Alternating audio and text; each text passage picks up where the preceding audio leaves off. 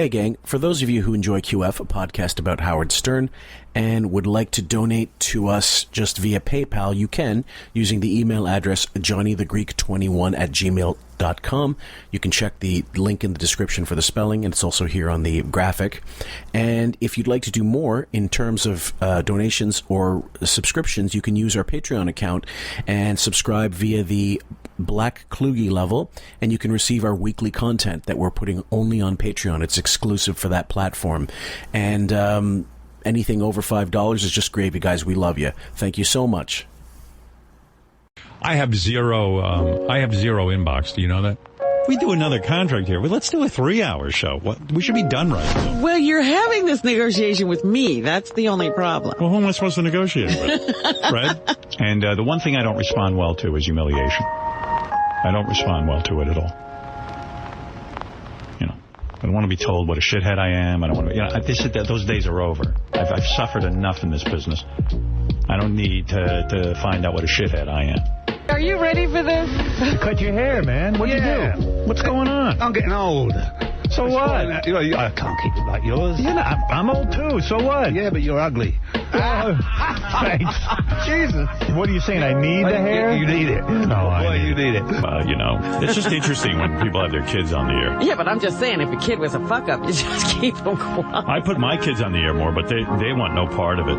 When you're trying to just have a friendly conversation, when he's irritable, the things you do every day become the wrong thing to do. That's true. He doesn't listen. That's right. But the most irritating thing of all is that we used to be good friends, and we just aren't anymore. I still love him, but he says everybody's expendable, and I just have to live with that. I was going to look for a Nikki Hilton. But you see, those good-looking rich girls, they don't go for a guy like me because they don't need my money. And Rickles tells me this story. So Beth says to Don Rickles, gee, I wonder what they say about me. Don Rickles goes, you. No one cares about you. You're not even that important. No one says anything about you.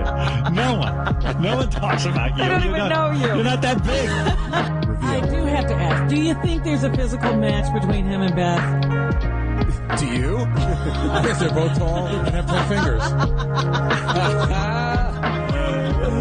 Yeah, they look right together.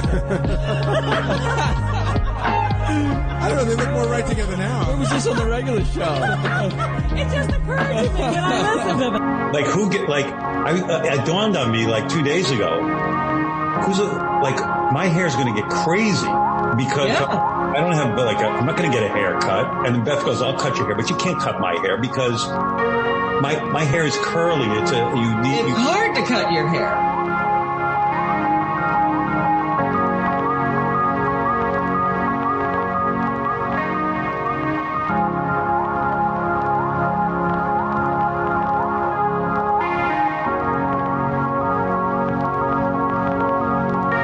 Welcome, everybody, to QF, a podcast about Howard Stern. I'm your host, Fillmore, a.k.a. Jim Fix. And with me for this one is Sam. How are you, Sammy? I'm feeling great.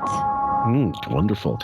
We haven't done a so long farewell episode in a while. The only one we've done so far was the Scott Einziger one. We're back in the day, and that was actually... But even though it was hard to listen to, it was really, I think, one of our best episodes because Howard does all the work making himself look and sound like an idiot. And go ahead. At least he acknowledged that people were leaving back then because now they just... Now it's the Bermuda Triangle for all of you motherfuckers.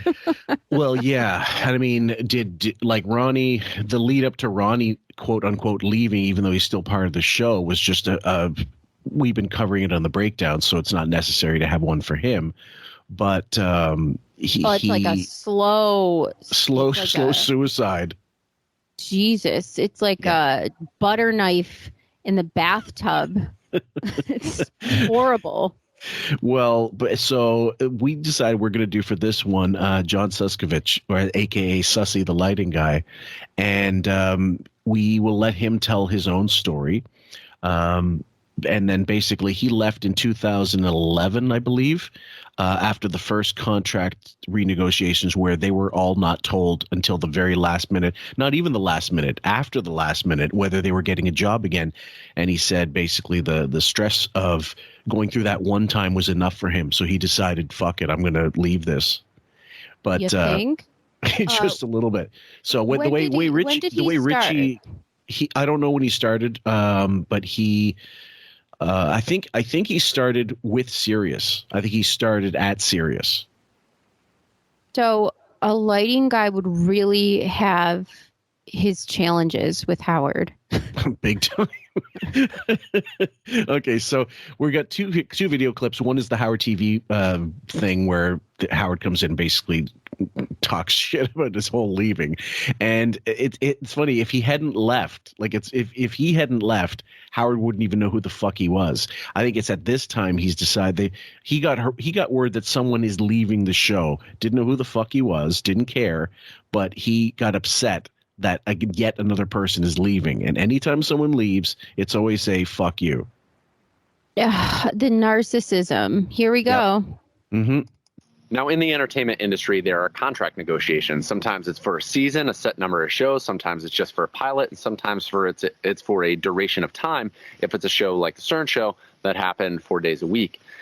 Now, mine was for a duration of time. It was a 5-year contract, and during my employment, it was coming to the end of that contract, and it was time for renegotiations.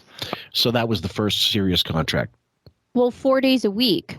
So he said 4 days a week. So when did they start doing the 4 days a week? Well, 4 days a week was the initial contract. Okay. Yeah. So they weren't on 5 days a week, because I thought they were on 5 days a week, and then it went to 4 days a week. Not at Sirius, though. Well, I mean, they did have a period of time. They did start at 5, but then it was bait and switch. Like within a month, he wasn't doing Fridays anymore. I wouldn't say a month. I'd say it was.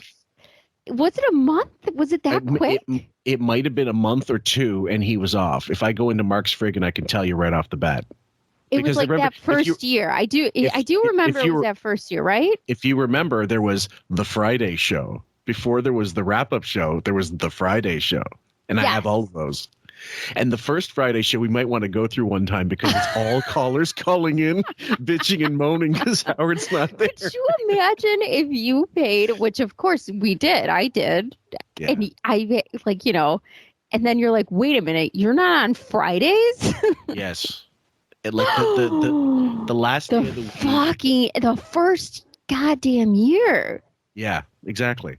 And didn't say it up front because he knew a lot of people would not subscribe if they knew he was not in 5 days a week. Piss on your audience. That's correct. I was not privy to any of the negotiations that went on. I knew that, Howard was pulling for us. Everybody wanted to get together. It was just a matter of details. But during that contract renegotiation, there were several months when we didn't know if they were going to re-sign, and we didn't know if we were going to have a job. I was working with a couple dozen people, and day to day, you could watch everybody's shoulders kind of tension up, ratchet up, and you could see the tension rise as people as we got further into this, and we didn't know if we were going to have a job at the end of the year. Okay, so there's dozens of people, 7 months. You think Howard's pulling for you.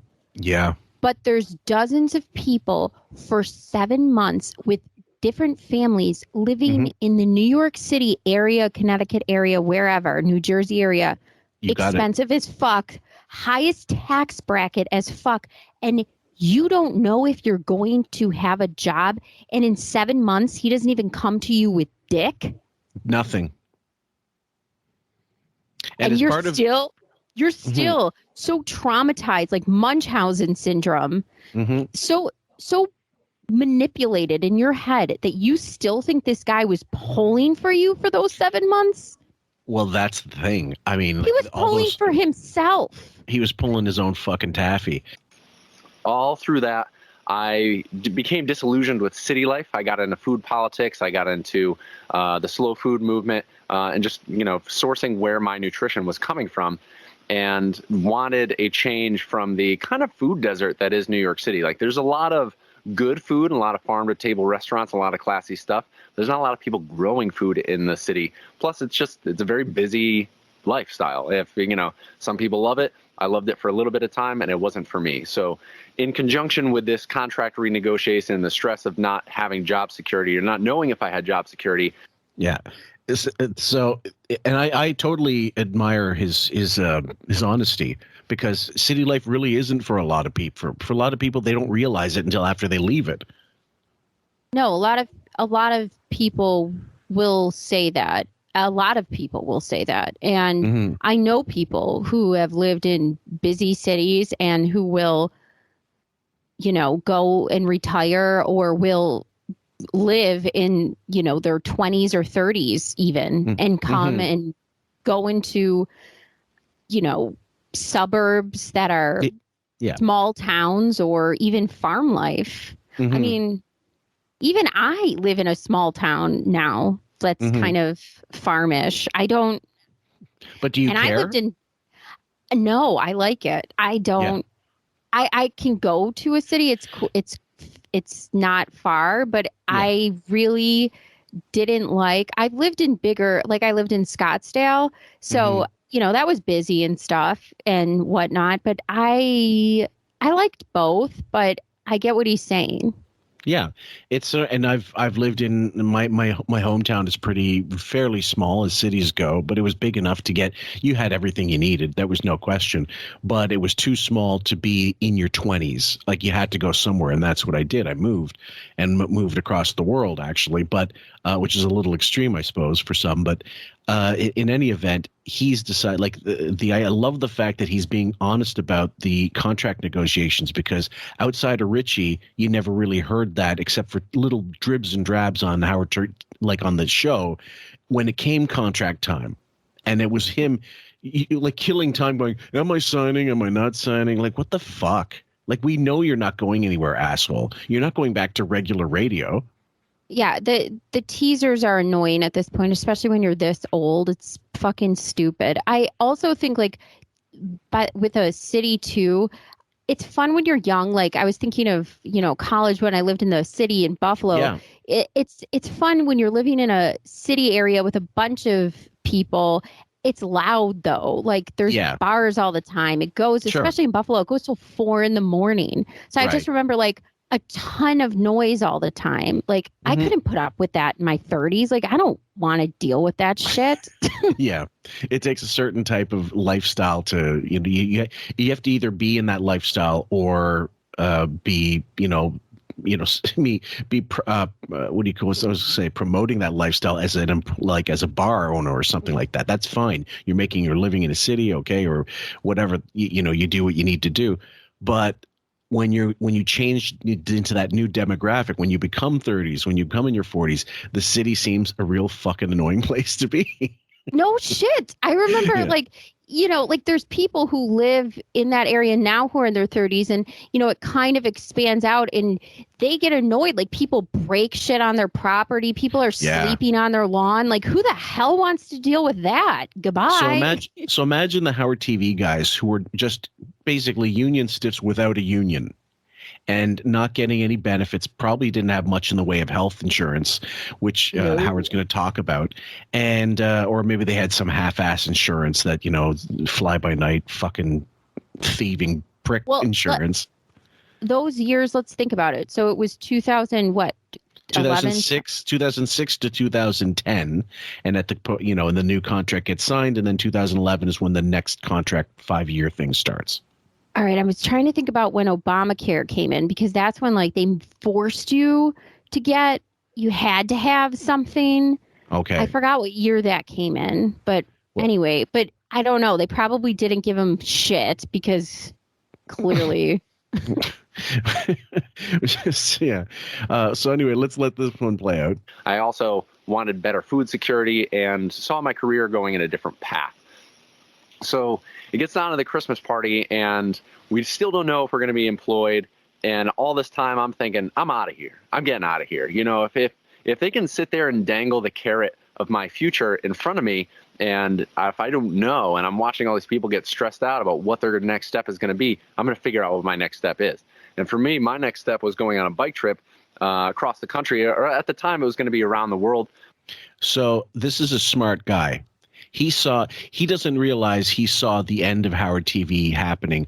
I wonder if he did hear rumblings about it going away way before contract talks, and that also informed his decision.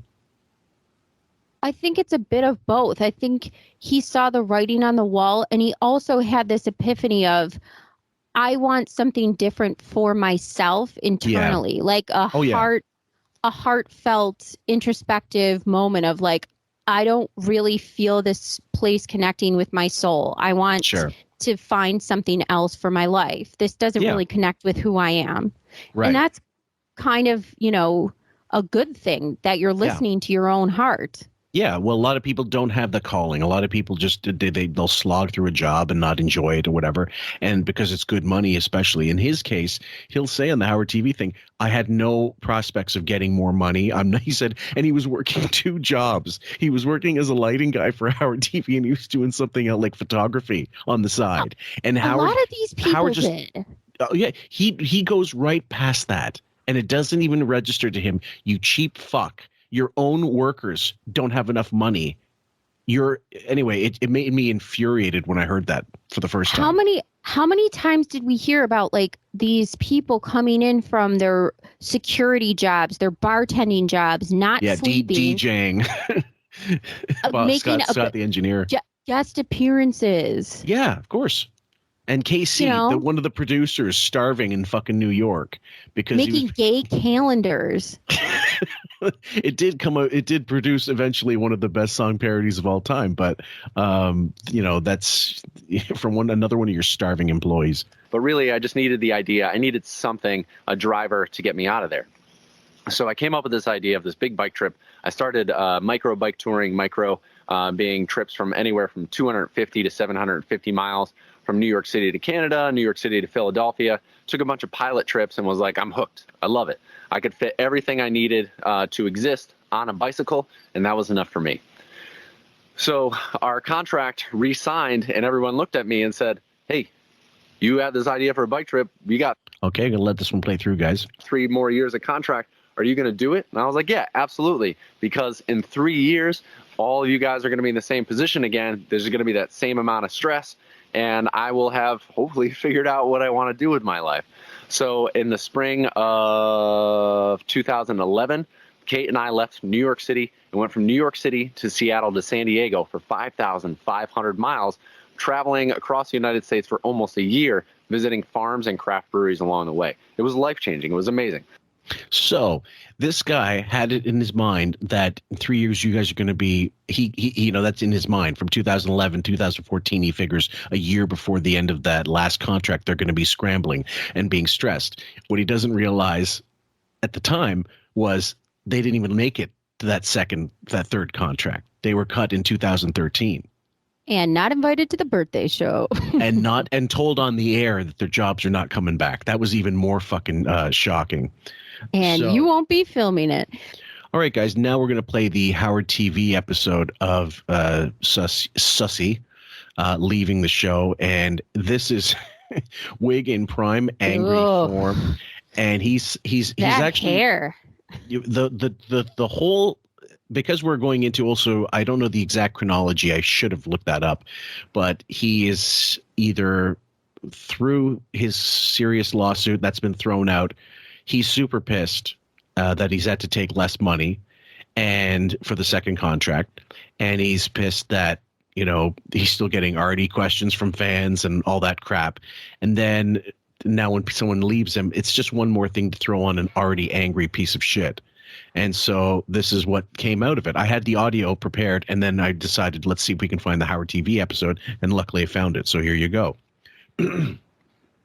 Just unbelievable. You make all this money from going to Sirius in general, which is just ridiculous. More money than you can ever imagine in your fucking life at the end of your career. You're not even at the pinnacle anymore. And you somehow pull off the biggest fucking deal of your life. Yeah, and yet still you're bitter. It would be like a hockey player getting a massive contract like at 40 instead of, 30, 28, that kind of thing.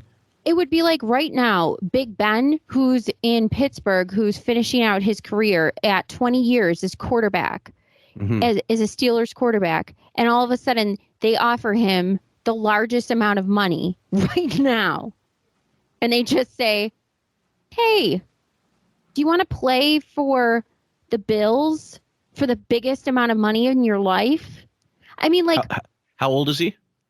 God, he's got to be in his 40s. He's like, you know, I mean, nobody can be Tom Brady, but even Tom Brady's not as mobile as Tom Brady was in his prime. No, I mean, he's of course great. not. He's great at in the Bucs, but he's not like, you know, prime Tom Brady for the Patriots. That's right. So thank Buckwald for the massive, overly generous contract initially, shithead. I heard someone's mad at you. This is well, not really mad at you, but you know that kid who works for us on Howard TV, Sussy? That's funny. The first thing he said is, I heard someone's mad at you, Robin. It's unbelievable. It's projection, passive aggressive. Yep. I can't, just like he did with the initial. This almost reminds me of the Griftine Foundation. Griftine, anyone? How he approached the situation where he said, there's rumblings, people are talking, everybody's upset, but then he made it all about him. Yes, so he did. He initially starts off with people and about you. I hear things. Yes, vague. Yes. Who I think is, I just think he's delusional. He's upset with me? Well, yeah, this is what I heard. This is just gossip. How did that happen? Yeah, what did I do to him? This is the stuff I pick up and I get fascinated around here. Sussy announced like a year ago he was going to be leaving Howard TV because he's going to ride his bicycle around the country. Or the world. Around the world. Don't ask me how you do that. I thought there was... because you get on a boat and then that takes you up across the water, or you take a plane and you bring your bike and then you start biking once you hit land, asshole. I mean, hasn't anybody heard of the Tour de France? And by the way, isn't this asshole the one where we captured pictures of him and Ralph, gallivanting around on bikes and multiple pap shots? And he was so into biking at some point. I mean, he even got like that special bike made for him. Oh, yeah. Where the fuck is that thing? That's right, with the photography gear and the grilling shit. And is it in the sewer with Pennywise? Yeah, maybe. He's going to ride his bicycle around the world. He's going to quit his job. He's got a good job. He's here. He's going to quit his job and ride his bicycle for food or something. He's going to organic farms or around the world to study and promote different kinds of farming. Yeah, when are you leaving, practices. Sussy? April 30th. Hold on. Yeah, go ahead. He's riding his bike around the world for food. Oh yeah, like he's some begging. He's like some begging homeless person with a tin can. Give me a biscuit. And Robin, you should be excited about this. You're all about the smoothies and fucking chomping tomatoes, aren't you? Okay, well, this is also important, guys, because dates really do matter in this situation. This is March 24th, 2011. So she's already finished the March of the Bagels, and she's putting on all that weight because her the object of the whole point of the 15 Foundation ended up fucking some younger, better looking box, and she is completely at this point she won't admit it. She'll still say she's vegan, but I don't buy it for a second. Oh, what is the tell? It just bloated. She's a little puffy. Pretty close. That's very close. And like I said to him, aren't you nervous about walking away from your job? Are you nervous? And he's like, no, I'm really excited. Yeah, even at the end of last year when, it wasn't clear if we were coming back, he was the only one unconcerned. And what do you do for us? I don't even know. Is it the big drapey tops that she's wearing? Yeah, maybe the moo-moos. I'm your lighting guy. You are? Yeah. It seems to me there's a lot of people who want to get into the lighting business, like walking away. Like, aren't you nervous that it's going to be hard for you to... Oh, how would he know? There's a lot of people waiting to get into the lighting business. Like Grillo? No, he's talking to a lot of people. He talks to nobody. Is he meeting a lot of, those like young chat room boys? Are they a lot of lighting people? Yeah, he's seeing a lot of demos, just like Kirby vacuum guys coming in trying to pitch. Was this during the time of when they were getting their apartment redone? I mean, Yeah. Get back into it? I don't want to come back into lighting. What do you want to do? I want to be a farmer. Oh, right. Good luck. Yeah, and changing direction. yeah, good. So I've heard that he's been trying to raise money for his bike ride, which I refuse to give to. I think it's a fucking like I'm gonna give money so he can ride his bike. No, that's fine. Okay, well, what else is new? Jesus. Yeah, give away your pens, give away your paintbrushes, give away your cameras. Yeah. Give away your dog. Well, basically, Sussy is gonna he's doing a GoFundMe. I don't know when GoFundMe started, but same type of thing to help fund his adventure. Which is some people feel very strongly against that kind of stuff. Other people are like, yeah, go for it, sure, I don't mind. It's if I would have given you like a farewell gift, that's what this will be instead. So, I have no thoughts on it either way, but the idea that I was so angry about it, and people on Reddit and on I remember from forums back in the day that people were like, well, Howard wasn't so bad to him. He spent almost about 40 minutes telling him what a stupid thing he was going to do. That's not being rough on him. And he's going to make his own food supply, which now, in retrospect, when we're living in 2022, when inflation is up your ass at the highest it's ever been and shelves are empty, maybe Sussy had a brilliant plan. So, Howard, go fuck yourself. Yeah. You know what? I want to ride He was a bike. way ahead of the curve. I want to ride a bike. What do you think of that? I think you should come with me. Yeah, I wish I could do that. Yeah, you should. I would like to wake up every day and say, you know what? Who knows what the world is going to bring? Let's see. He has more than enough money now to do whatever the fuck he wants, and that's what's galling about this. Sorry, guys. Which fork shall I take today? I don't have to make money. I don't have to support children. I don't have to support anyone. I don't have to pay my bills. I'm just going to fucking, you know what? I'm just going to fucking ride off into the sunset on my goddamn stupid bike. You fucking cocksucker. You entrap yourself into the life of the big Hamptons mansion in the Palm Beach palatial mansion and everything else. You entrapped yourself into having to pay these bills. You could live a life just like this too and retire and not have to do any of this. You choose to do this.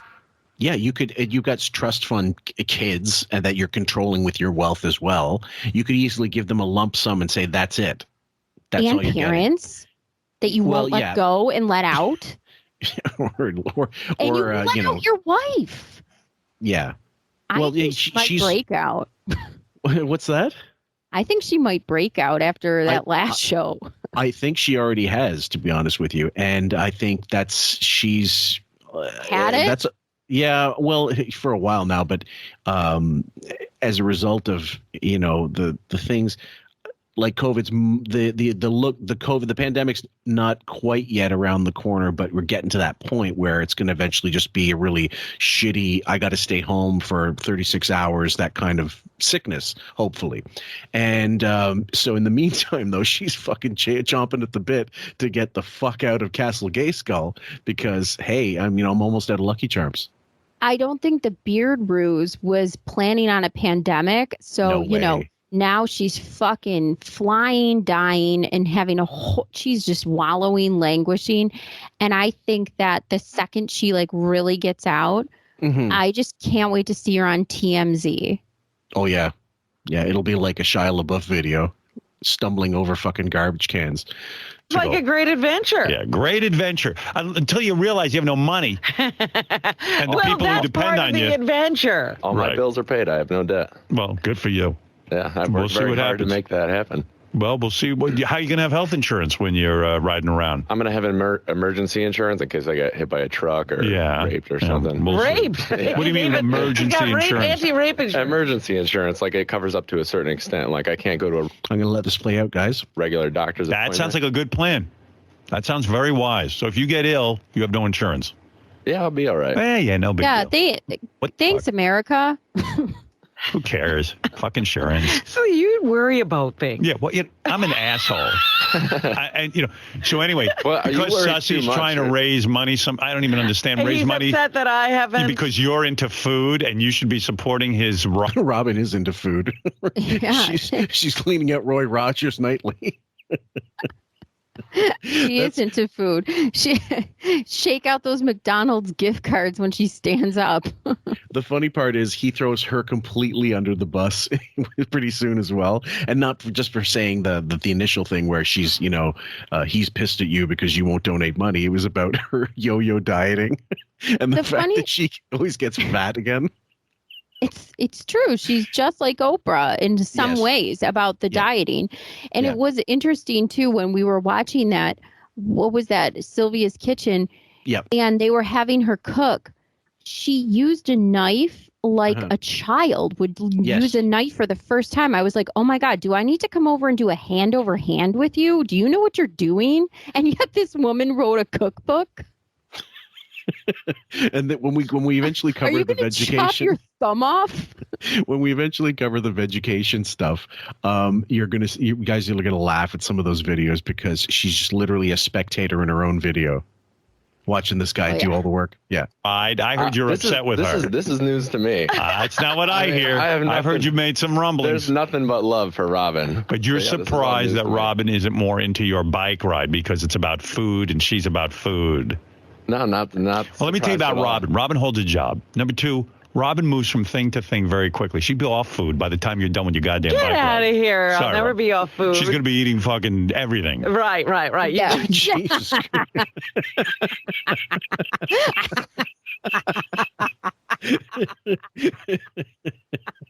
Starvation knows fat shit.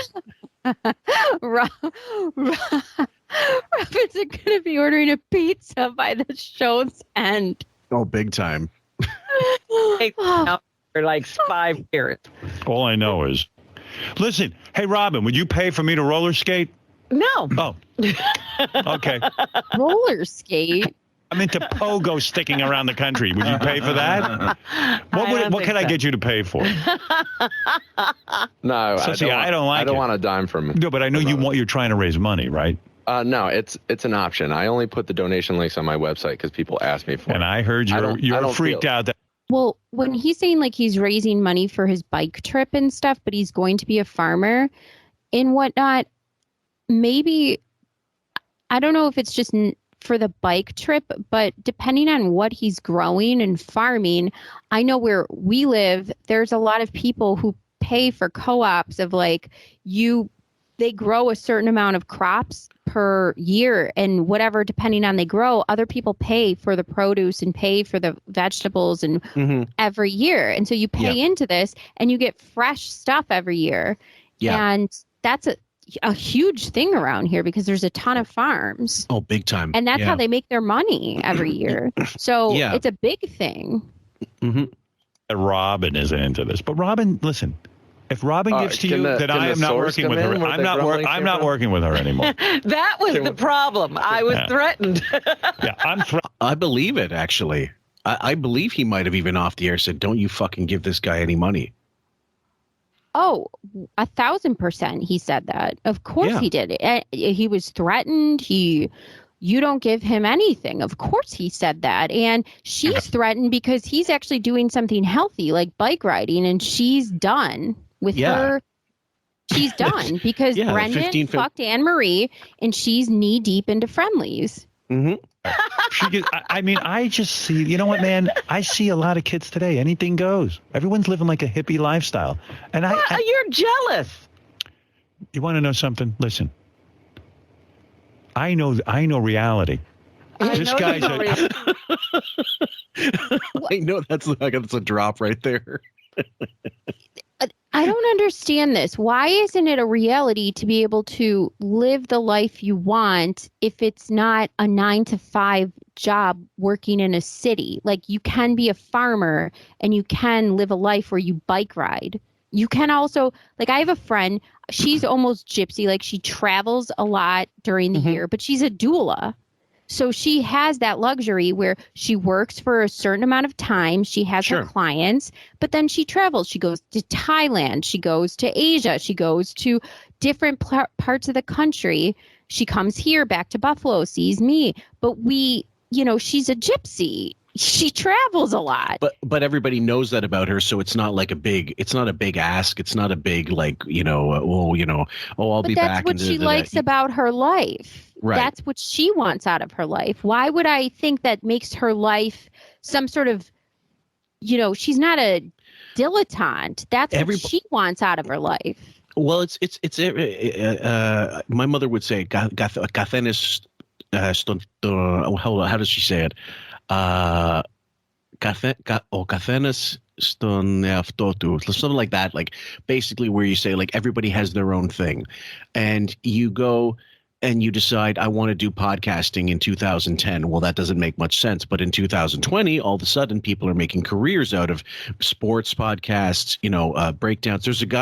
There's one called the Joe Rogan Experience. He's breaking down the Joe Rogan show the way we would do the Stern show, and has quite a bit of a following. That's because Rogan has a following. I mean, we're trailing off. I mean, people accuse us, well, if you're not doing a Howard Stern show, how are you getting any success? Well, if we decide we do something else, maybe it won't be. Maybe it will be. Who knows? It all depends on your niche. I have a friend wanting to start his own podcast about photography, and it's tough because it's such a big market. There's loads of podcasts about that. It's being a niche, being so this guy wants to be part of the agricultural industry in a different way. I guess try to streamline things and make things modernize agriculture. I don't know, or carve out his own piece of the pie. Why shouldn't he be allowed to do that? And why do you have to shit on that? Because it's not. This is why he lost all these flyover state markets, because he was shitting on the Midwest. And these people don't need to hear that kind of shit. The average Midwesterner can joke about their careers, just like you and me, just about anybody else. But when they hear this entitled rich asshole from the East Coast shitting on it, who's never been to Wisconsin, never been to fucking Missouri, never been to Iowa in his life, not even, as an early disc jockey, then they say, fuck you. And that's why you couldn't be Rush Limbaugh or any of these guys that were in every market. It's missing. It's just missing so much of it. It's just missing so much heart out of the criticism, because you're really missing the point. You're not hearing what he's saying at all. It's not about being. It's not being. It's not about being a hippie and fucking off. It's about being happy. Yes, and sometimes proactive. And that is important. Yes, because think about the other thing. People who work jobs they fucking hate for decades, and their soul gets crushed, and then they might make some bank, but they're fucking miserable. That misery causes stress ages people like you've never seen. Look at every president leaves the White House. They look like, you know what I mean, like, just as an example. So and not to say that the presidents shouldn't be a stressful job, obviously, but some guy like a kid like this is the time in his 20s when he should be doing something like that to see if it'll work or not. Not when you're a fucking 60-year-old has-been, radio host. Or it's like, I don't have a job that I'm like absolutely passionate about or anything. It's just a job, but it's like. But sometimes you don't need to love your job. But I do things to make that okay, like this, or hobbies. Howard has nothing, and then he shits on everything. Well, that's it. Well, because he's useless at everything. And so to see someone get out there and maybe try to get ahead doing something they enjoy is anathema to him. He can't even imagine doing, because he hates his job. He hates being stuck at Sirius. He'd hate being anywhere. He hates now, like he says he loves being locked up in the mansion, wherever the fuck he is. I don't believe that. I don't believe he's happy anywhere, anytime. Are narcissists ever happy? We had to consult Bobby with that one. So, and everything he probably thinks everything he does is shit. He's only happy when others are suffering. Yep, absolutely. And that's hence these farewell things, guys. How old are you? 26. Yeah. Your 20s are the time to go out and fucking slay the world. Slay the dragon. Slay the dragon now or forever rest in peace, because I got news for you. It won't be possible in your 30s? When you go in your 30s, the ship has sailed, motherfucker. Well, so you can't be a hippie. You want to be a hippie, go ahead, but don't tell me when you don't have health insurance and you don't have a good job and you're whining and pissing because you're living in your parents' basement. Don't tell me. Don't coming over to me complaining. I mean it, Sussy. Yeah, no worries. Because you won't get any sympathy. Let me tell you, it's a big regret. You live your 20s in clubs and raves and drugs and drunk, and you regret a lot. It is not worth it. So don't listen to this. So I also you know what? wanted That's to be, right. I did go out and work. You my did 20s, slay the dragon. What? You don't think I want to ride my bike in my 20s? You know what? By the way, you know where my bike was in my 20s? You didn't have one. That's right. There was no bike. I didn't get on a fucking bike. So he's focused on this bike, and he's not listening. He's not actually focused saw you on a bike with Ray and Ben. Shut up. Oh, I remember those Super 8 videos. I forgot all about that. I went to the radio station. well, think about it this way. I did my craft. I also want to be a writer, and I haven't done anything. Puppets on the radio. He's not. I was working on my craft when I was doing this voice, and we were slowly working on my craft in college radio, and it was going very well. I love that. I still shock some people with that video. Like a lot of people had never heard King Schmaltz up until that point, and We're gonna get wild. Yes, totally. It's going to be very wild. So get ready. Of note to write about that anybody would want Well, to read. that's why it's make believe.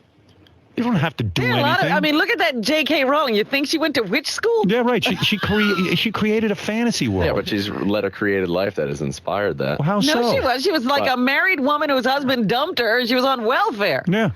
She had a number of jobs actually, and yes, she was not in a great economic situation when she wrote these books. That's true, but she had some. Clearly, she had something that touched the masses. The point was that point of her life of low socioeconomic status, sitting in a coffee shop, led her to create one of the best, most amazing series of all time. So what are you talking about? That led her to her success. Yeah. That galvanized it was part the of most amazing reading series of all children's book history. What are you talking about? Fuck, she's got more money than she's got more money than some countries, I'm certain. Oh God. Jesus. Okay. With the movies and everything, nuts. But yeah, just shit on JK. Sure, okay. Why not? Any of that. Well, not everybody can be a You J.K. think Rowling. Let me ask you something, Junior. You think riding your bike around the country is going to make you a better rider? You should be enrolled in a riding class if you think you want to be a better rider. What is he bringing this up for? Why now? Because she brought up J.K. Rowling. He's talking about writing. Let's listen to one of those writings meetings with you and Fred. Bring out those notebooks. Let's listen to your ideas when you get out of the shower. And you have to have a notebook for your ideas. Exactly. Have somebody who is of prominence critique your work and sit there and write every day. No, you're going to ride your bike. So you're going to be so exhausted. You're not writing anything important. I do. I write every day right now. No, you don't. Oh, what an asshole. But that's what he's doing. He's now giving himself an interesting project so that he becomes the subject of his own book. Let me explain something to you. Writing's a lot like a radio show. It's the creative art. Okay, so just to give you a point, guys, John Suscovich wrote a book. It's called Stress-Free Chicken Tractor Plans: An Easy to Follow a step-by-step guide to building your own kitchen tractors. Kitchen. I keep saying kitchen. Chicken tractors. It's on Kindle, and there's a paperback, and it was released in 2015, I believe. 2016. And it says here it's okay. It's ranked 115,582 in Kindle store. Number 8 in animal husbandry, number 8 in agricultural industry, 76 in agriculture industry, which isn't too bad. Now let me find Beth Gets a Buddy. Oh. Sorry, what's so what was the name of the book that she did? Yoda gets a buddy. Yoda gets a buddy. Okay, in all departments. There we go. And here we go. Okay. Let's see. It's created. Okay. It was 2015. Not too long before he wrote his rank number 491,813 in books, 269 in children's adoption books, 702 in children's books on disability, 1,797 in children's cat books. It's not even the best cat book. Oh my God. Oh my Lord. Exactly. So, I mean, if you want to start critiquing people, I wish you would throw that in his fucking face, but obviously it's too late. It's way before that happened. But you got to do aware. What? I'm well aware of the creative. Let me tell you, riding a bike is to writing as math is to English. Wig never wrote a fucking thing in his life. I don't know what he's talking about. Well, the writing thing bothers me so much because he's acts like the expert opinion. That's what you need. You need the expert opinion to tell you that you're the best. Meanwhile, in his career, when he was going up and he was saying the critics don't know anything. That's exactly it. He didn't need any expert opinion. He was always saying, everybody shit on me. Nobody knew that I was talented. Nobody knew that I was a diamond in the rough. So this is flying in the face of everything he ever said about talent. Oh, of course. You understand what I'm saying? Riding a bike will not make you a better writer. Yes, it will. Writing, getting critiqued, and then writing again and putting your nose to the grindstone. You see my nose? You know why it looks like this? Because it was at the grindstone. No, because it was at fucking Dr. Terry Dubrows in Beverly Hills, most likely. Shut up. That's how it happens. Listen, it's true I'm miserable, but I'm successful. Well, You're going to be happy. I'm looking for a change of direction because when I got hired here as the lighting riding? guy, I had nowhere further to go up the ladder. Oh yeah, you're not going anywhere. No, I'm not going to. He's hitting a ceiling here. I'm not getting rich here. See how flat his hair is? Listen to that. So he just fucking nailed Howard on the level of, this is the great job I'm leaving. I can't get any higher, and I'm never going to be rich working here for you. That's the reality of what you've given us, asshole. And you're going to shit on us because that's your mandate. That's what you do. That's what makes you happy. Well, that's exactly what that is there, because there is no opportunities. Like in most jobs, you see postings. So like if you, for example, in like the county, you see postings of like, if you want to go up the ladder, you see a posting. And if you want to go for that and you're qualified, you go for that. Sure. You can move up higher and get higher salaries. If you are in this position, there's no postings. There's nothing. There's absolutely nothing. It's whatever is handed to you by that guy. Exactly. By Howard. That's it. And by the way, the hair flat comment, projection. Yeah. Because of that ridiculous floof wig. Yeah. No, you're not getting rich here. That's true. And I'm not going to get rich here. But the worst. Are you going to get rich in farming? Yeah. Oh, yeah. You know how many rich farmers there are? Organic farmers? I mean, it sounds like a bullshit hippie statement, but, there's other ways to measure wealth than money. But it's really? Yeah. Well, tell me about that. You sound like some kids I know. Yeah. Tell me. Oh, man. He's really, this is kind of, he just stepped in it. He just sounds like one of those, like Ben, like Ben Stern, the way he portrays Ben Stern. But Ben Stern was a success. Ben Stern was a success. Ben Stern did pull himself up by the bootstraps and made himself. He stepped in it because he said this. There are other ways to measure success. No, he said what to measure he wealth. said wealth. Yeah. But what he means is happiness. Yes, happiness, emotional wealth. And this right here was like a knife in Howard's heart because Howard knows he can't go ride a bike off into the sunset with Ralph. He knows he can't go be free in a dress.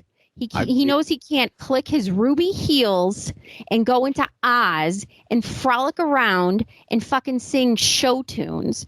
This motherfucker is trapped in a gilded cage for the rest of his fucking miserable life. And he knows it.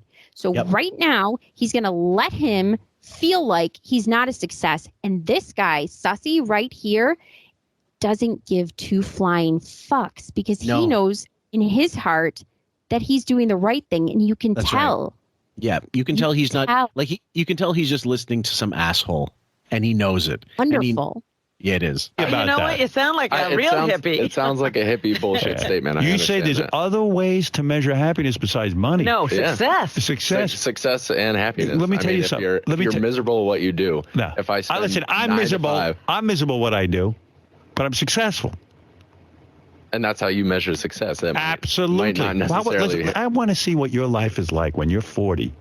And you're fucking living with your parents. I want to see it because you're going to sit there and say, you know what?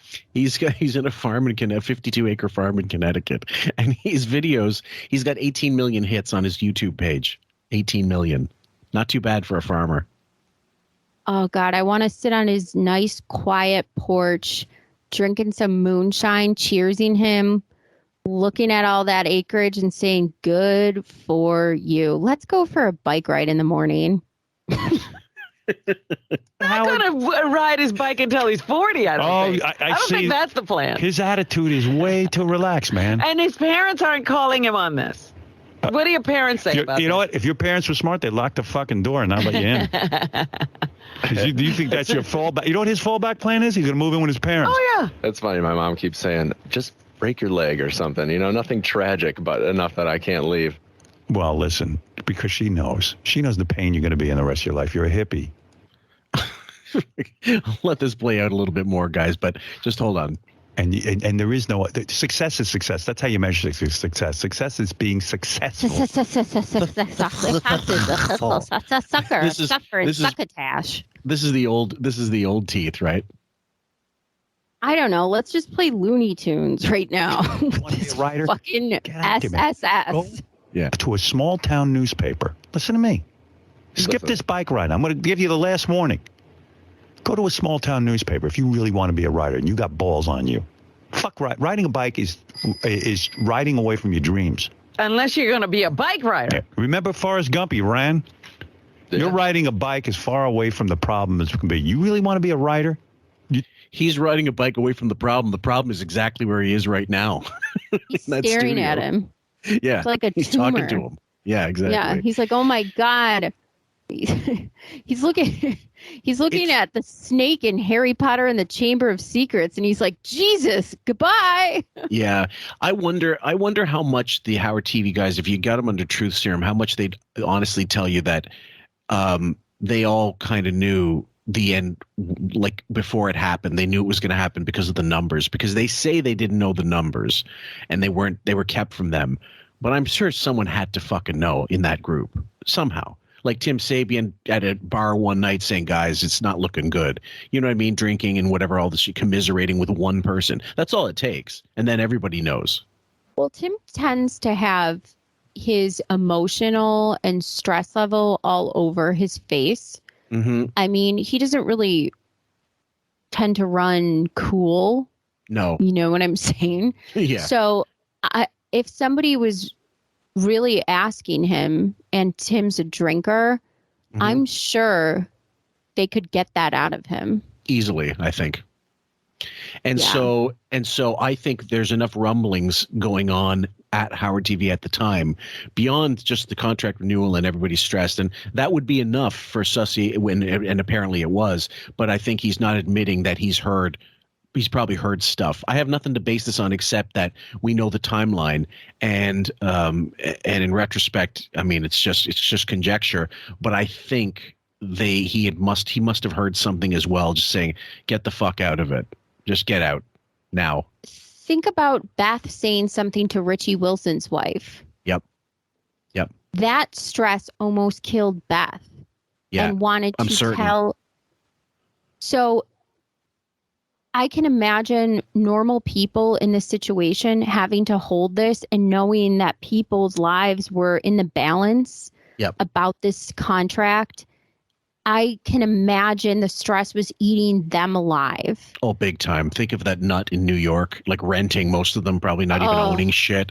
And then leases. You have to sign a lease. So imagine you say you don't renew a lease or you do renew a lease. You know, these things are year to year, sometimes 3 years, sometimes multi-year. I mean, oh my God. I mean, the stress thinking about that is making me sweat right now. Yeah. Well, I mean, think about that High-Pitch Mike and Tracy Millman both left not having jobs because they hated it that much with Marcy Turk. And so I'm certain post Artie, that was not a fucking happy compound by any stretch. Like all the jokes went right out of the room after Artie was gone. Like it must have become such a dark fucking place after that. Even with all the so-called frivolity, you can tell like he's pissed. He's majorly pissed, and he's taken that out on, behind the scenes. Who knows how bad it is? Well, I imagine it like shit rolls downhill.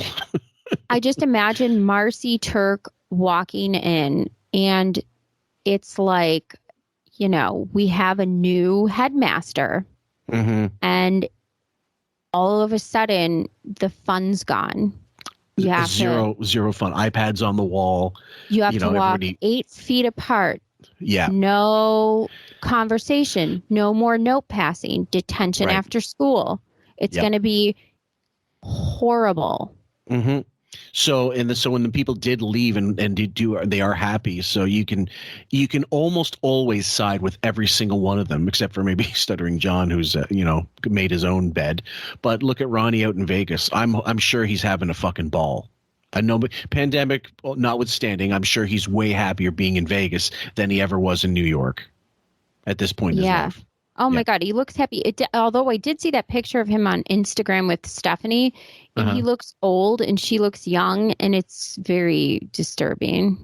Okay, I mean, he looks very old, and she looks not old, and it's like, well, must have been stress related aging. I just really feel bad for her sometimes. Oh well. Telling me you want to be a writer? You want something different in your life? Yeah. You want to be creative? You want to be noticed for your work?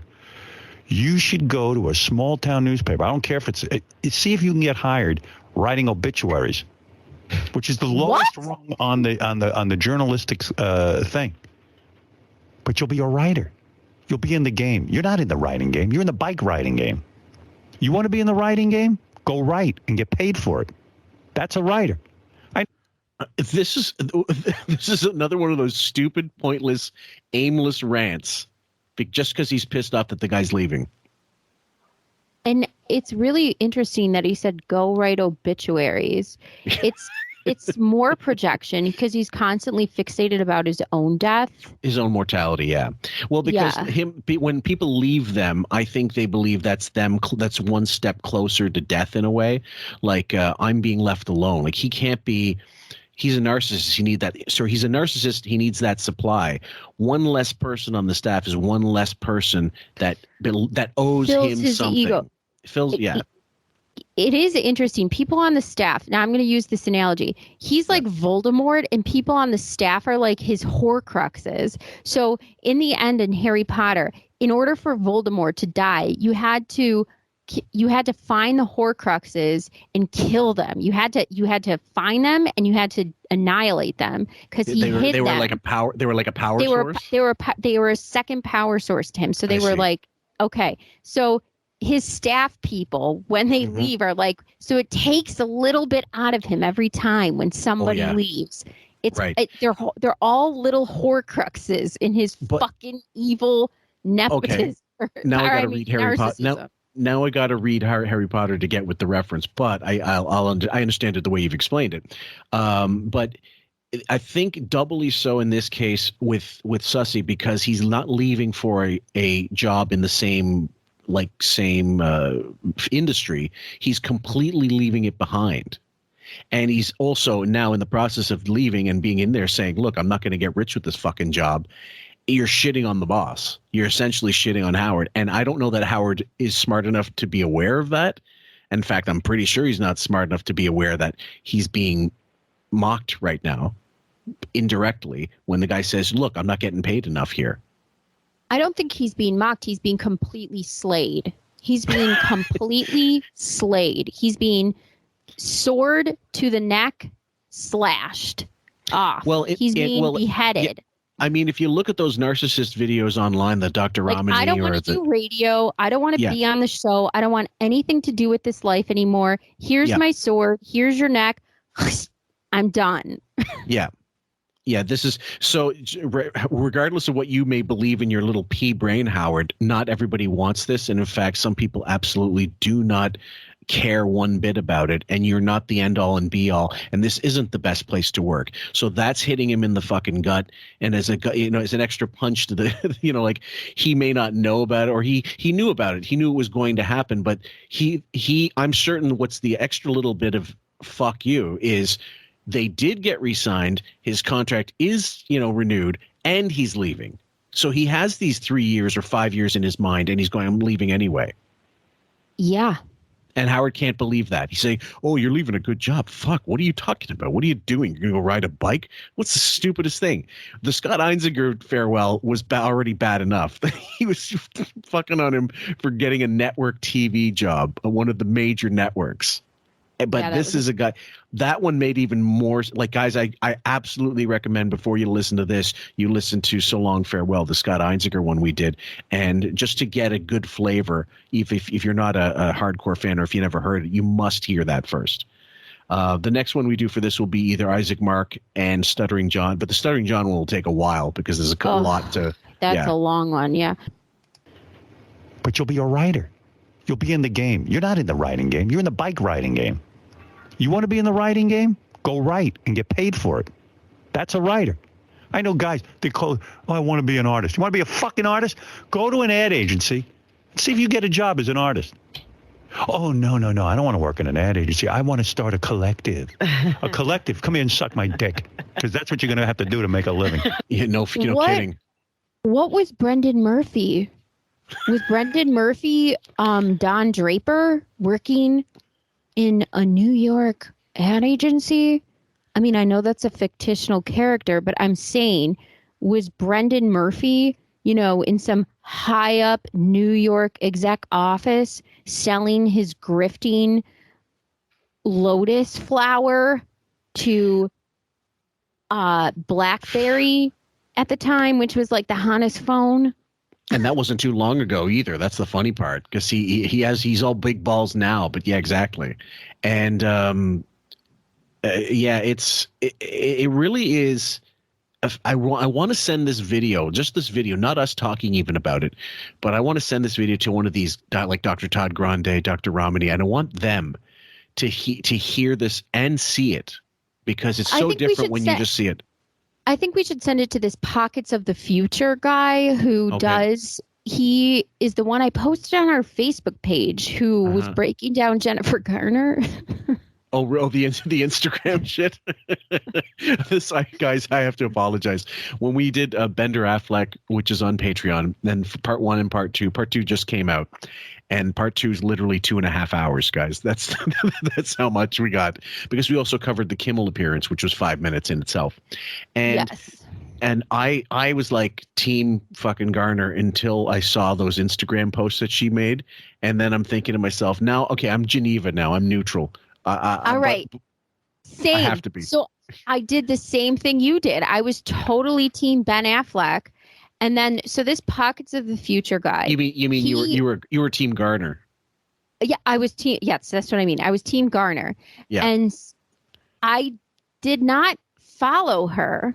Right. I only knew of her from, movies, TV, movies. I only liked her from her, 13 going on 30 and some other romantic comedies. Right. But, peripherally, thought she was a cute mom, whatever. I really didn't follow her that much. I didn't follow her Instagram page. Mm-hmm.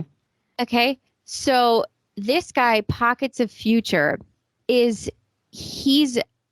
kind of like this meditational guy who's really, he almost reminds me of Sussy, where he knows who he is. He does this heartful sort of, he calls people brothers and sisters. He has this heartful way of thinking where it's like, if you know who you are, you can suss out these narcissistic wackadoodles. Okay. So he calls out these wackadoodle celebrities and he explains exactly what this narcissism and this behavior is. So he will call out Alec Baldwin, Hilaria. He'll call out multiple celebrities. So when he called out Jennifer Garner and he's like, I could see why he's drinking a bottle of scotch and falling asleep on the couch. And he pulled up these videos. I was like, holy shit, she's a nightmare. Okay. The one I sent you was her with this yoga coach or yoga instructor or whatever, some kind of, some kind of, I don't know, swami. I have no idea. And the whole point of it was empty your mind.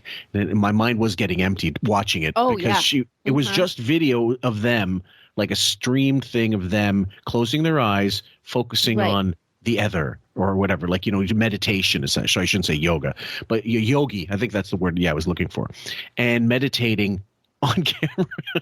It was, so it was unbelievably cringeworthy. Yes. Yeah. And I understand if a yogi is releasing a meditational video for you, but why does Jennifer Garner have to film herself doing this? Who cares? She does this shit all the time. So I had to follow her just to see. And I was like, what?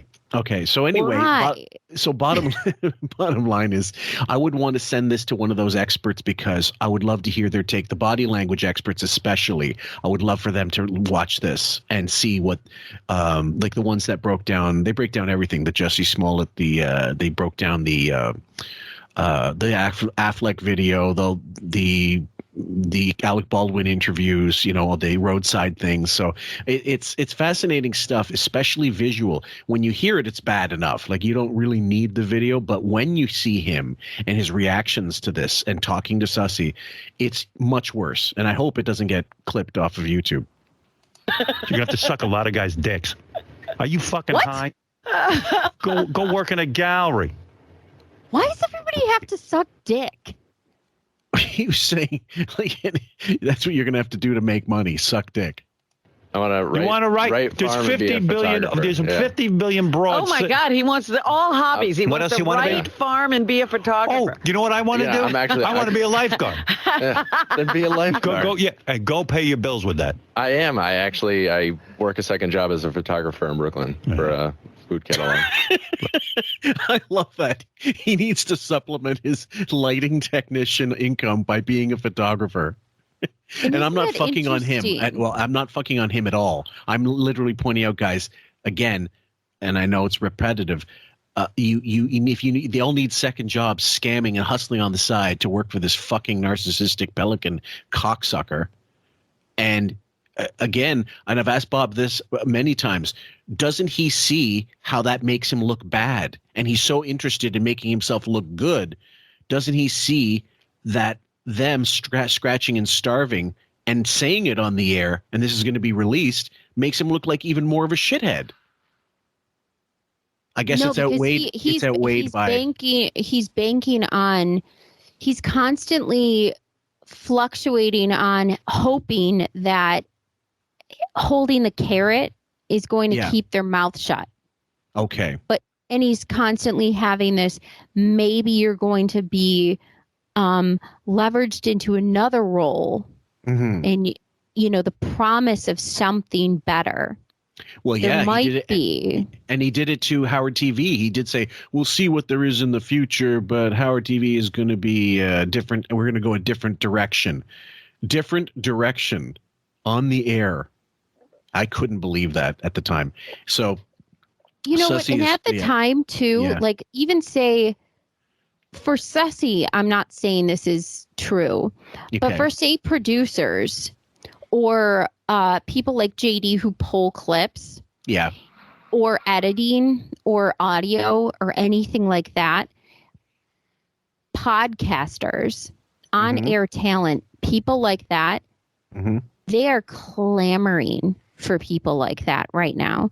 Like people who now have podcasts, they want people to make their podcast, especially if you put your face on it, they want it to look professional. They want it to sound professional and look professional, especially so they can get ad revenue and get picked up by a Spotify or a Pod or whatever. So these people could actually have platforms. So what Howard's saying now is actually not even true.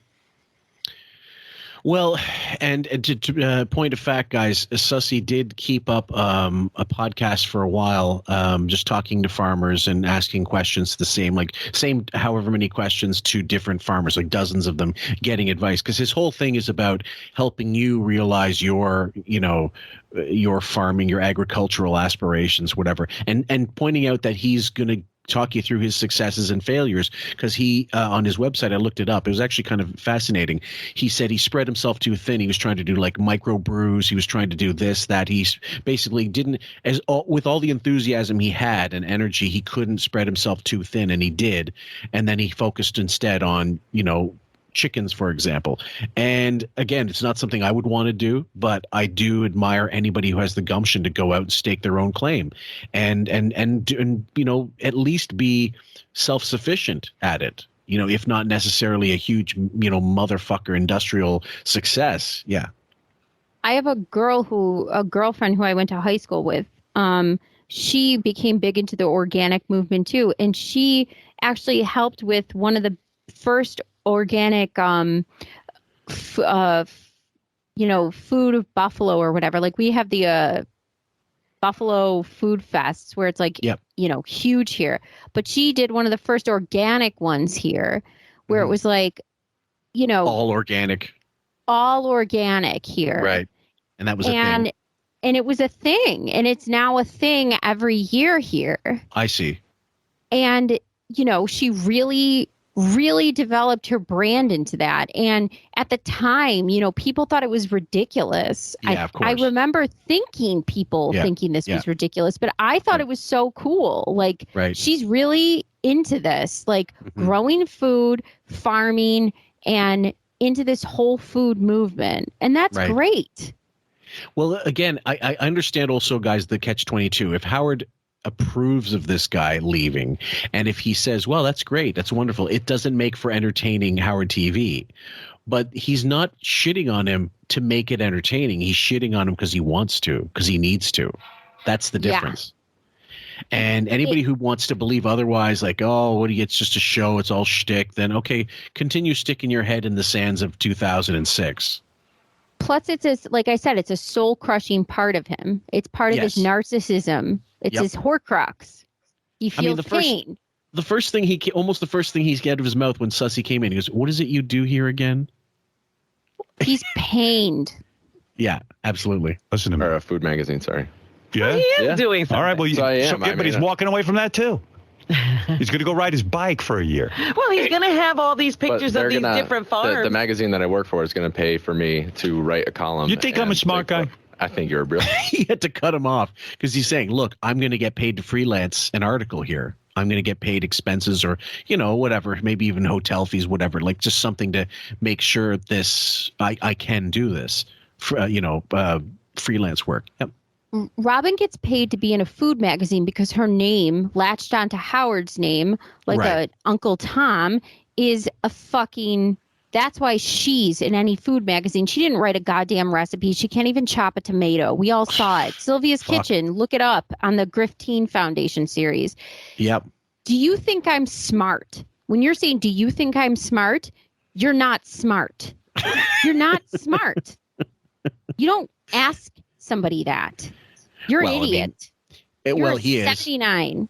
Well, you're a bully and you're a 79. Bullying guy. You do? Yeah, I do. No, you don't. I honestly Because you'd do. listen to me if you did. You don't think I'm smart. You think I'm dumb. You think I've screwed up and I don't have the answers. I have the answer. I'm giving it to you. Why am I wasting my time with you? You found the answer. Listen to him. He's languishing. So when he's saying, do you think I'm smart? No, you don't think I'm smart. His soul, part of him leaving, his ego is dying. Him leaving, this is part of his ego dying right now. And so he's saying, you don't think I'm smart. No, you don't. He internally cannot deal with this. So he is right now really having a mental breakdown too. But this is my question. Okay, he's part of the crew, but he's not. I don't remember Sussy being in many of the videos back in the day. So it's not like he's like a major player. So that just goes more to the point of how petty and dictatorial and narcissistic Howard is being, that a guy so, let's be honest, inconsequential to the whole running of the place, because he's replaceable and he was replaced. No one can leave. Right. No one. It doesn't matter. From top to bottom, if you leave the organization, I imagine if it was a freelance writer that wasn't regular on the show, like they have now, a bunch of people like hacks hoping something will be out and being paid for commission, that he wouldn't give a fuck. But someone who is the day-to-day working, different story, I suppose. Here's how you know that what you're saying is, well, why would it be so petty? He doesn't even know who he is. He's so petty. If you think back to these girls who weren't even interested in me, he had them on the show back in the Channel 9 days. The Fox pilots. Yeah, and he lambasted them for not even liking them, for not liking him, and they didn't even have any idea, and he treated them like absolute shit. Like, look at what you could have had, and look at the venom that he spit on them. Why would he act like that? Unless it came right out. That's exactly what is happening now. So that is how I know when you're saying like, well, why would he be like this? Because he is like this. Yeah, and it I think all walks of life. So let's go to a broader scale. Let's go to a more personal level and say Allison and him divorcing. Allison divorcing him, okay, it's mostly the money that he's upset with, but I think the biggest blow to his fucking ego was she did pull the trigger and left him. And that is something that I don't know that a lot of guys get that out of it. Usually divorce, both want out. And in this case, yes, but not for the same reasons. She wanted out because he was a fucking shit husband and an asshole, and she wasn't happy. He wanted out because, well, we think he's a finook and he wants to, that man ass. But ultimately, he can't take away from the fact that she left him, and even though he made it that way, he made her want to make that decision for him because he didn't have the balls to do it himself. He can't accept the fact that he was left, ever. Yes. He can't accept that he was left. He wanted her to stay no matter how miserable it got. And he's also pissed off forever at Jackie because Jackie did leave. Yeah. Like, it doesn't matter how successful or unsuccessful. In fact, he loves that Jackie is unsuccessful after leaving. It washes over him like a fucking foam bath. Oh, yeah. Nobody can be successful and happy. He doesn't like any of that. No fucking way. He relishes in everybody's unhappiness. Yep. And he wants this guy to be on the side of the road with 2 limbs off, hit by a car on his bike. Yep. Absolutely. Yeah. That works for you. I'm finding the answer. This is the answer that works for everybody. That works for everybody. Yeah, Everybody works everyone. Ask your buddy in there, who? Scott DePace. He knows. Am I right, Scott? What do you? If your son said to you he's going to go ride his bike for a year, what would you say?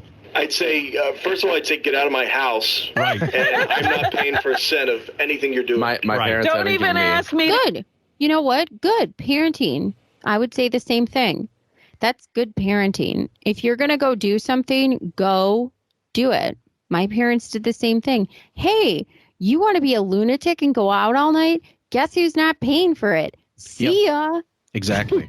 Get you back home after you get stranded somewhere. I haven't asked my parents for a dime. And I happen to know, I'm so obsessed with this guy. His wife gave up her job as a teacher to go with him, and no one's going to be earning a living. No, she's just getting out of grad school. They're firing 4,000 teachers in New York right now. There's no work for teachers. So she's going to ride her bike, too? Yeah. So instead of figuring out what to do, she's going to go ride a bike. She's writing her thesis. You know what? Why don't we all ride a fucking bike? Yeah, you're all welcome to come with me. It's just this fucking hyper focus, riding a bike. Why are you riding a bike? What's the point of riding a fucking bike? You're just riding a bike. Like, he can't quite understand, what do they call it? Spirit quest or some shit like that. But basically it's heartfulness. It's a heartful quest. It's your soul. It's your soul. It's something you're chasing. It's something you want to do. For example, look, when I first moved to Asia, I said after about a year and a half, I want to go travel Europe by myself. I want to backpack. I did 10 countries in 10 weeks by myself. Loved it. Had the best fucking time. I only wish I had the camera gear I had now back then, because I'd love to go back and film it, shoot everything the way I see it with the gear I have now. But what are you going to do? I still had a fucking amazing time. And I know that I would not have been I would never have been happy had I not done that. That was one of those bucket list things that if you don't do, you're going to regret it the rest of your life. And you can vacillate. You can accept that. Oh, maybe you didn't get to do this, but you did get to do that. So your life is not a complete fucking waste of time. This guy Sussy wants to do this. I think more power to him. That thing that he said when he said to Scott DePace, what would you do if your son did that? Oh, I'd kick him out. When my parents did that to me, that's when your life and you figure it out. That's the best thing sometimes your parents can do, is just kick you out and you figure life out. Yeah. And you do. You figure life out. And sometimes that's sink or swim. You sink or swim. You fucking get into the pool and you drown or you float. That's the way it works. Sometimes that's just what you need when you're a certain age. Yeah. And I'm sure the other thing is, a lot of the guys, the Howard TV guys, most of them were way older. So they had stuff. They thought, okay, I want to stay in New York. That's my life. I'm going to stay in New York. He's at a different age at the point in his life. So it makes perfect sense for him to decide, I want to try something new before I hit 30, before I start having to do the mortgage thing and blah, blah, blah. And plus he has a partner, it sounds like, who clearly isn't getting job offers that she should be. So it sounds like she wants to write her thesis. So this sounds like a well thought out plan where she wants to build more on her education. So that's good. So then she can come when they are demanding more teachers, which of course they will be, especially in other states. Now she'll come prepared with a better degree. Yeah. I might do that. Believe me, the way I'm feeling these days, I just might go with you. The guys in the back are telling me that they interviewed his replacement. They interviewed 10 guys, right? And they hired his replacement. But I guess on Sussy's website, he blogs about stuff, and he said the reality of this whole thing hit him when he saw them replacing him, and he said he wanted to vomit. Yeah, of course. Yeah, like I reality. said I wanted to laugh, cry, and vomit all at the same time. You know how many guys want to work here and do this kind of thing? And listen, and now you're forcing us to get to know somebody else. What the fuck? Things in life, Wow. So your mother even wants you to break your leg so you give up on this thing and go out and get a real job. She supports me, but she's a mom, so she's worried. Well, listen. Now, where do you start? You start by going to a small newspaper and learning how to write. No, not writing, riding the bike. He is a fucking 79. He gets this tunnel vision on some stupid ill-advised rant about something he knows nothing about. First of all, writing or striking out his own fucking claim. He had his father pull him up by the boot. His father helped him every fucking step of the way. Sometimes your parents' support isn't telling you what to do. That's the difference. Like, he's thinking like, here's what you have to do. Sometimes your parents' support is just, okay, you do you. We love you no matter what. We'll be here for you no matter what journey you're going to go on in this part of your life. We will be here for you always. Come back anytime you want. We're not going anywhere. Call me anytime you need me. We aren't supporting you financially, but we are here for you as your family. We are not ever going to not be your family. Right. That's the support that family is. And I think that Howard misinterprets this as saying you need a step-by-step Lego instruction. Yeah, exactly. That's what he doesn't get. Right. Like, well, this is one we'll eventually do, the him versus Ari Shaffir, the whole podcast is bullshit thing. Now, it's dated, but it makes perfect sense even in 2021, 2022, that he didn't quite understand exactly what he was saying because he only knows from, I started out at part-time and then I worked up my way and I worked to this market, then to that market, not realizing podcasting is not radio. Radio is a different medium. And I mean, it's theoretically the same idea. You're speaking, you're maybe playing music, your own music, whatever, but it's not DJing. It's not getting up and reading the fucking weather and saying, there's traffic report on. Yeah, exactly. All that bullshit. But he's so one dimensional in his thinking. He can't get that out of his fucking head. And the other thing is he's giving him shit saying, I'd be the badass. Get out the fuck out of my house. Every time he had a contract renegotiation, he had to consult Ben. Every time Ben helped him out initially, he listened to his tape. He sent it to Ben and said, "What am I doing wrong?" And Ben said, "Look, you're making too many uhs. You don't know what you're saying. Your voice is too blah blah blah." And he gave him a whole critique, which I'm sure he fucking hated. But he admitted later on he was right. Right.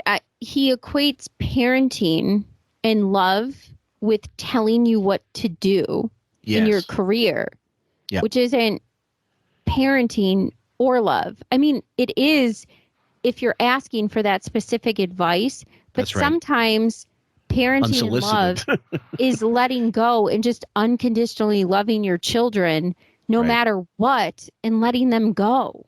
Yeah. Well, it ties in a little bit with the Ray versus Wiggy thing and she might have been the one to tell him, look, this is what you're going to do all the time. And he would do it because he was just a piece of shit. She was a chicken shit. You're going to wear this pants. We're going to go shopping. You're going to wear these clothes. The fact that she went out shopping with her to get like lingerie for Allison. Where can we get those security footage videos? I would love that, CC. They've been pre-CCTV. God damn it. God, life is not fair. I'm asking what he actually he said he wants to be a writer. I think he meant RIDER, a writer. Howard, I spoke to Sussy in the whole start of it. To me, is confusing because he says, we're going to get on he goes, I'm going to get on my bike. Yeah. I'm going to cycle down to Washington, D.C., correct? Correct. But then what's that for? Then he's got to come back for his wife's graduation for the job that she's not going to take. How are you going to get back? Cycle. I ride my bike down to Washington. It is a little confusing in the beginning. How do you ride to Washington? What do you go on a highway? No, all secondary roads. Imagine a bike on the highway. Good thing now that in 2022 there's so many bike lanes. So Sussy, you were way ahead of the trend. Go you. Yeah, big time. Secondary, we mapped it out. You've been mapping it. That's exciting to you. Over the last year, I rode to Philadelphia. I rode up to Canada during our summer break. Isn't that great? Went out to Shelter Island. Do you carry supplies on the bike so that you can camp? Yeah, so how come you haven't written anything great? If riding around on a bicycle is going to make you a great rider, which I don't know. Like that's like me saying I would have been great in radio if in my 20s I ride around on a bike. I'll tell you that biking's like an addiction. He's such a fucking nomad. He is actually the opposite of a creative. He's the opposite of a creative. He in this moment when he's saying this, just from everything that we do and how we spout off and how we are as people, and we're not even as creative. Maybe we are. I don't know. But he is completely the antithesis of creativity. Well, it's because he had to copy off people to get where he had to get. I mean, it was, what was it recently someone posted about, it wasn't the gay calling the gay theater at the Bijou, like copying Steve Dahl. It was something else. Jesus, not Dial a Date. What was it? But Bongo Fiesta. That was ripped off from a DJ in Maine, I believe. That and I don't know the genesis of this, but it makes perfect sense. if everything, you have to copy a look. You have to copy bits from other radio DJs. You have to look at someone's hair and say, I want that hair. I want this clothing or whatever, which is, there's no shame in admitting it. He just never has. And quite the opposite. He said, they took from me. That's where it all gets a little too galling. But the way he's shitting on this, creativity and thoughtfulness, especially when it comes to writing and a radio show that's supposed to, spring out ideas from nowhere, and it's just ping-ponging fun and humor. Yeah. You're supposed to have this, really creative heart. Mm-hmm. He springs from it's almost like some communist factory that you get up every day. You're almost in North Korea. Well, what the hell is going on? He really is so black-hearted. It's unbelievable. Well, even after all, we've been doing this for almost going on 2 years now. You still amazed that you hear this from. Yeah, I am because it really, sometimes I think, okay, well, maybe he has some ideas, but when I'm listening to him shit on this, it's no, creative people have processes, and everybody who is a creative person has different ways that they think, and they do. Well, yes, or produce whatever craft it is that they focus on. And it's just like that person that only knows one dish at the fucking Chinese restaurant, and they keep ordering it every fucking time because they're never going to have the balls to go do anything else. Raven and I were talking about this recently, about the fact that Mel Gibson is one of his big targets. Like recently he had for the Ben Affleck interview, he goes, oh, did you ever feel like telling Mel Gibson to fuck off? Didn't feel like Good Will Hunting to Success was like telling him to fuck off. Mel Gibson put his own money where his mouth was. He put his money behind Braveheart and would have gone bankrupt if it had bombed. He just literally would have lost everything. He doubled down on himself, and as a result got a Best Picture Oscar, Best Picture Director. The film made shitloads of money, and the Passion of the Christ, no studio wanted to touch it. Not a single studio. His production company put up the $30 million to distribute it. So Mel Gibson, in effect, took 100. He took the 50% that the companies usually get on the from the box office went straight into his pocket. I went to go see that. I never got to see it because I just don't know. I never got around to it. But also the subtitles were you needed English subtitles, and in Aramaic to English, I had to wait for a DVD copy, and I just never got around to watching it. But either way, I grew up watching. Wig has never put a fucking dime on himself. Never bet on himself. Bob and I were talking about the same thing. And so you can't take a person seriously like this when he's successful for fleecing a company out of money and for getting paid at K-Rock for, yes, ratings, okay, sure, and certainly, but not because of just you. Everybody around you helped you make you popular, but you can't accept that. And you won't acknowledge it. Absolutely. And there's that's one of the big stumbling block to this. And Sussy's I'm sure he's not a stupid kid. He's listening to this fucking out of touch asshole lunatic boss go on, and he's got the right attitude. He's not, going at him. He's just kind of going, yeah, whatever. Sussy's a truther. He gets it. He knows, in his heart, he's where you and I are in life. Just be what you are. Be what you are. Nobody's going to look. Yeah, I'm Sam. Nobody's going to sit there and tell us, you know what I mean? It's not going to happen. I would look at this person and be like, you're going to shit on me for riding a bike? What is on your head? Right. What are you talking about? Yeah. You want me to go write obituaries? Yep. Ding, ding. I'm going to ride my bike. I'm going to ride a Huffy with little flags on each arm. Go fuck yourself.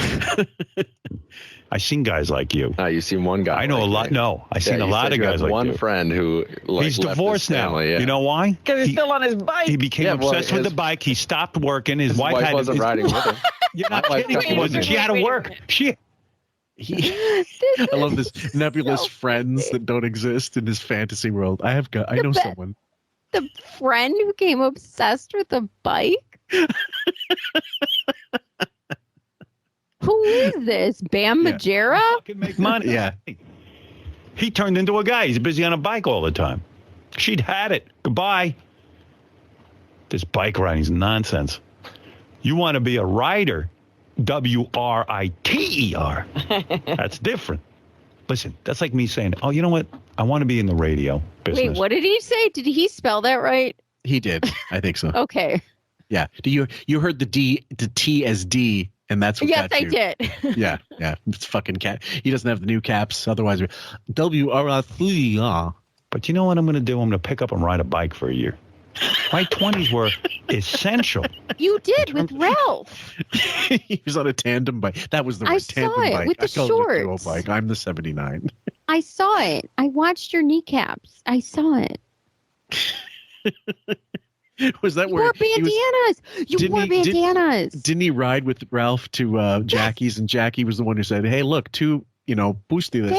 Just keep, I won't even say that. Yeah, he just showed up. It's concentrating everything on radio. Now, you want to be a writer and make a living at it. I assume that's what you mean, unless you want to sit home and write out stories for yourself, which is a waste of time. You want to be an farm and I want to write. You want to be an amateur writer or a professional writer? Professional writer. You know what professional writer? What's the difference between an amateur writer and a professional writer? What's the difference? Paycheck. Now I'm getting through to you. No. Okay. Yeah, let's write about, the times where we jerked off and had puppet shows in our beds. That might have been my favorite on the fly when I clipped that one. We were doing the Channel 9 roast, and I clipped it somehow where the footage was him and the Jerry Mahoney puppet or whatever. The puppet was necking with Howard. And you said, "Can we please have that as a screen cap?" And I didn't even occur to me but it was just a happy accident. Love it. Oh, but yeah, let's you need that professional writing. That's a professional writer. Yep. No, who's going to give you a paycheck from riding around on a bicycle? Well, he did say that the magazine he takes pictures of the food for. Ask him how much he's getting paid for that. How much? No, that's zero. That's between me and that. Yeah, zero is the answer. Zero. Okay, let's leave it at that, and then we can record the rest of it because it's still this is 14 minutes. We have another half hour of this, so we'll save it for a little bit. Yeah. How much are you paying Brendan Murphy to not fuck you and for his grifting artwork, Robin? God, I cannot. Hippie shit. Oh my goodness. Well, how are you going to make money along the way? He's going to have a tin cup. I work 2 jobs and live with my in-laws right now to save money. And you're going to blow it all. And you're not going to blow And what do they think? Their daughter married you. Are you living with your in-laws right now? Yeah, right now I'm living with my in-laws. Good luck. Just a quick question. I know it's okay. It's New York State you're living in, but what would you say the amount of money someone could conceivably save just on rent if they were living with their folks or in-laws, in this case, like Sussy, in New York City? Oh my God, a ton. You spend so much money on rent. I mean, especially even during that time period. I mean, New York City is astronomical, so it's not even close. But even say a place like Buffalo, like if you live downtown or something, a 1-bedroom apartment is at least, the cheapest you'll find is $900 a month. So New York, you got to figure what, $1,500? In one of the cheaper boroughs. Yeah. And I guess you could find a cheap apartment in Buffalo, if it's shit, for maybe if it's really dilapidated and in a really shitty area like the East Side. I'm sure you could get it for $600 a month. But I mean, who the hell would want that? You could save a ton of money in New York City. Oh my God, they got to be definitely saving a lot of money, especially if they don't make you help out with the bills. Yeah, absolutely. Well, I was just thinking, if he did 3 months with his in-laws, he'd probably save $5,000 easily. Yeah, and whatever else. I don't know what they're getting from the in terms of severance, or if there is one, because it's not union. Haha. Sorry. Well, But what must they think? You want to be 26 years old. What do they think of you? They love me. I love them. I mean, You're 26 years old and you're living with your in-laws, and they're happy about that? And you're headed off on a bike trip. It's only been for a couple months since our lease was up in our apartment, just to save a couple extra bucks. This is crazy to me, man. I got to tell you. Would you be happy? I enjoy crazy, though. All right. Howard, would you be happy if you were taking your daughter down the aisle and the guy standing at the other end was going to be quitting his job in a couple of months to go biking across the... First of all, you have to imagine him standing on, taking her down the aisle, which is kind of tough to imagine. Also imagine the fact that whoever your daughters are marrying, you're still supporting them. You got Zoo, no career. And you got, I don't know, one was a nurse, so that's fine. And then the other one, Deborah and I were talking a little bit about that, like not to talk about the kids too much, but it looks like Emily really is, even if she's the oldest, it looks like she's the only one in complete free fall. Like if you're a rabbi, I don't know what rabbis get paid. She doesn't mean she's working. Like all she's doing is putting videos on her YouTube channel, like songs and whatever. I don't know that she's got a job, but the other two seem like they're steady. You never hear from Deborah. And Emily, as far as I know, is working and just got engaged, as far as I can tell. Well, so the thing about being, say if she were to be a rabbi and that's what she wanted, just like he's doing with his bike riding, that must be something she needs for her soul. And that's like her heartful journey. That's what she feels. But there must be something else if she's consistently still trying to post videos, sing, put her face online. There's some sort of narcissism or some sort of something else going on there that the rabbi field is not fulfilling, that you keep putting your mug on YouTube. Yes, and keep in mind, guys, I'm aware during COVID, a lot of services like Catholic, Christian, Orthodox. No, but this was going on before the pandemic. Oh, no, I know that. But even like now it makes sense. But she was absolutely doing this way before there was a COVID, to our knowledge. And I can't understand how many rabbis go online. And are there channels where some rabbis answer questions and stuff like that about the religion? Yeah, I'm certain there are, but not with the guitar and, start strumming along to, I don't know.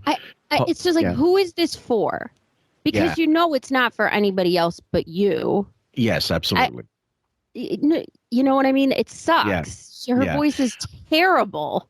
Yeah, and again, guys, she's putting it out there, so she's the one. We're not going after the other kids. We're just saying, like, right off the bat, it's funny how she's the oldest. She should be the most knowledgeable. She should be the most together, I guess. But she's the one seemingly in free fall. I just find that fascinating because we're talking about Sussy, and Sussy's much younger much younger. Hold on, 2011. Yeah, he would be a couple years younger than they're all in the Emily. same Emily at that point. I think they're all like around the same age as his kids would be. That's right. I would think my daughter was insane, and I would think he would be insane, too. Listen, I love hippie. I love organic. I love it all. I love chocolate. But you ain't going nowhere with this. Riding a bike. I'm going 24,000 miles with this. And you're going to return home and live in your in-laws' house. And your in-laws are going to look at you like you're a bum. And you're going to look like a bum. Right. You already look like a bum. That beard. Shave that off. What guy 26 years old walks around with a beard like that? I didn't know he was 26. What kind of guy at 60-something years old walks around with hair like that? Shut up. Stubble and shitty stubble. Have you seen some of the latest Insta photos that Beth has been taking with her all? And I think Gary Putman had that huge compilation with her all like off wig. Yeah, he really looks demented and sad and like old folks home. Mm-hmm. They didn't really put him together well that day. Somebody shave me. I just think like, first of all, he's an asshole. He's being super mean.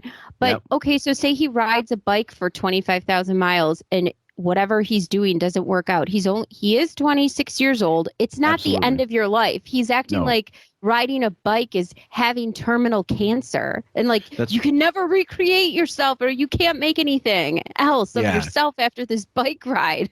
Yeah, and as I mentioned in part one, when I did my big tour of Europe when I was in my 20s, I could either wait until I'm 60 and retired, and 65, and hopefully be able to retire and do it, and maybe still be alive for it, and then try it, but not really enjoy it. Or I could do it when I'm young enough to enjoy it and then have that memory for the rest of my life.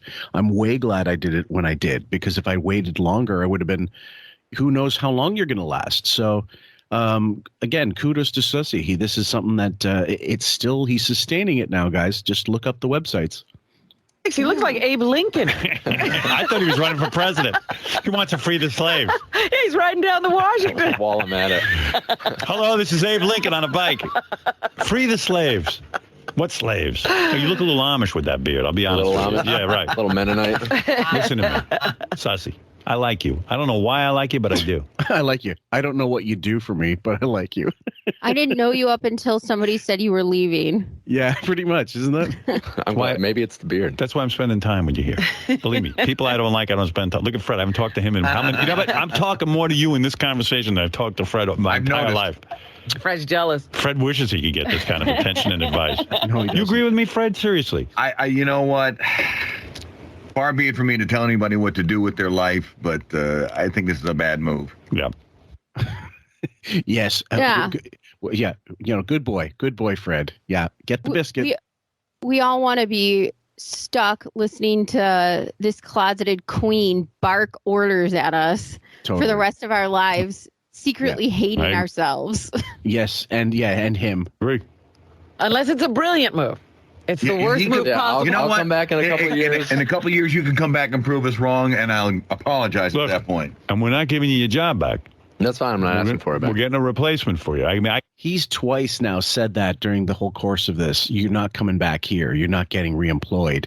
As if to say, it really, it's just an inherent negativity. And I know I'm beating a dead horse with this, but a really good employer says, and a really good employer and a good people person would say, you know what, if we're able to hire you, if this doesn't work out, you're always welcome back. You're a great guy, whatever, if the guy was a good worker and all that shit. And clearly you don't stay there and then leave. If you were an awful employee, you would have been fired ages before that. So and I understand it's entertainment, guys. Again, it's not, a Howard TV show if he's positive and all that shit. But it would be more fun if he was more inquisitive and then just goofed on the farming aspect, I guess. But he's just nailing this biking. That's all on his fucking pea brain. I just think it bothers him that he, and it's not just Howard. It's a lot of people who I think are envious of people who do that thing where they make that leap in life, where they quit that 9-to-5 job, they stop what they're doing, they get off the hamster wheel, and they go follow some sort of passion of theirs. Now, it might not work out, but in Sussy's case, it did. But I'm gonna say this wrong. Took their shot. Shoot their shot. They took their shot. Took their shot. Yeah. Okay. I was thinking. I thought you were going to say. I was going to say shoot and took, and it scrambled it up in my brain. Fuck me. That's all right.